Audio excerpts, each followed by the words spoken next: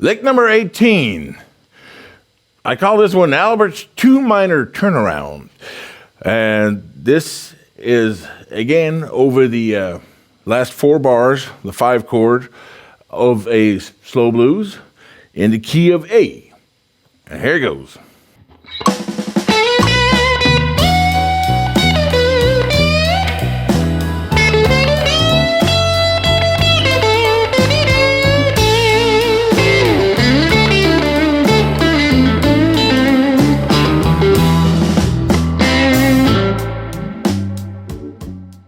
Yes, that's Albert's 2 minor turnaround, I call that thing.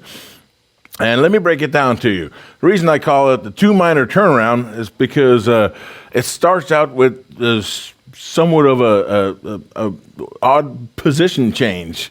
This is something Albert King would do sometimes over the 5 chord, which is E, and he would basically get in this position like he's playing a 2 minor chord.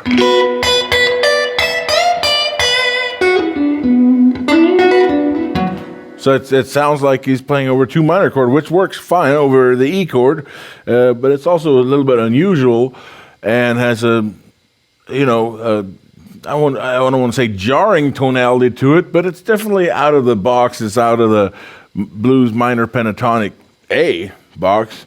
So it's it adds a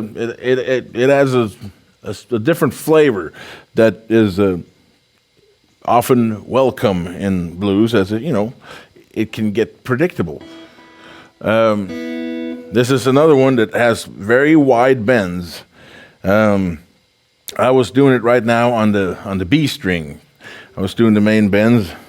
Part of the reason for that is because this E string I got on here right now is being a little difficult with me, but it's also easier to do on the B strings, and it sounds good too. So it starts with, and that's 2 whole steps, bend 2 whole steps, and this first part, it's it's in rhythm, but you can kind of pull the rhythm a little back. You can like simultaneously lay back, play a little behind the beat rhythmically, but also strong, like really pronounced what you're doing, which is just all that says. What that says is, I'm taking charge. Here I come, and I'm gonna put the beat where I want it, and I'm gonna play as loud as I want to, and that's it's the bravado. The lick says a lot to me, just about even the Albert King's personality. If you're going to do it, you have to muster up some of that internally in your spirit to really pull it off. And it's more or less the same lick and bends, just a whole step apart. And then more or less the same kind of twists and turns, just down 2 frets.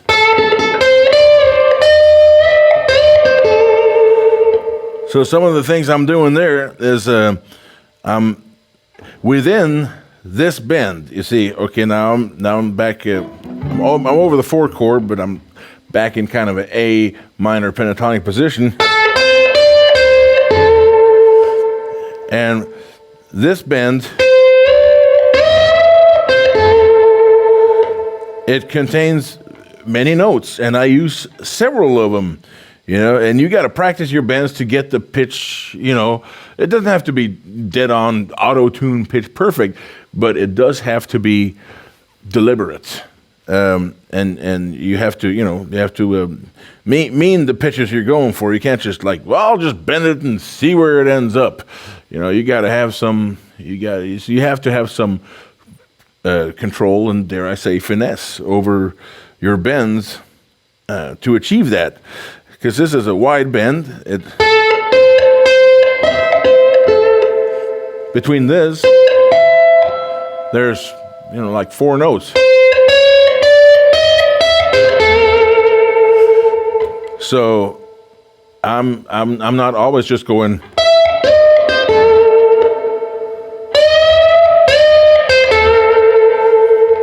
Yeah, you can find different notes in there that give it a little different flavor.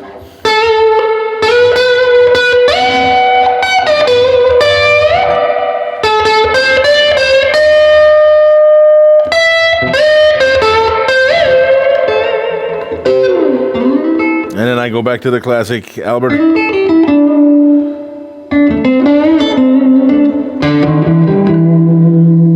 And all those notes I'm playing, I'm playing with my fingers and I'm playing them softly, but with a lot of volume and a lot of that finger to string kind of information that comes through the amp with, a cranked amp, loud guitar, but a delicate touch, but with a lot of power behind it.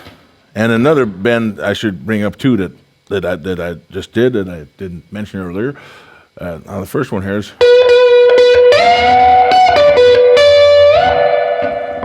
that one. It's the same as the first bend, but it's just quick. It sounds like I'm just, I'm not throwing that note away. That's what I'm saying. It's not just how I finish that note.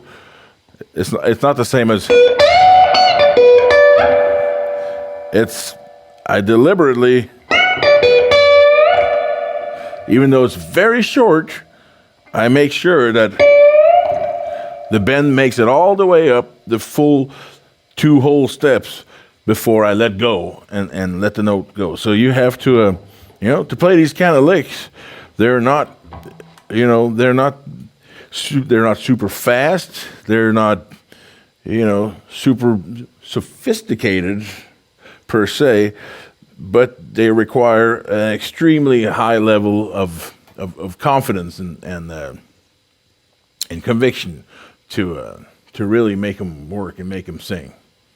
So you got your life's work cut out for you.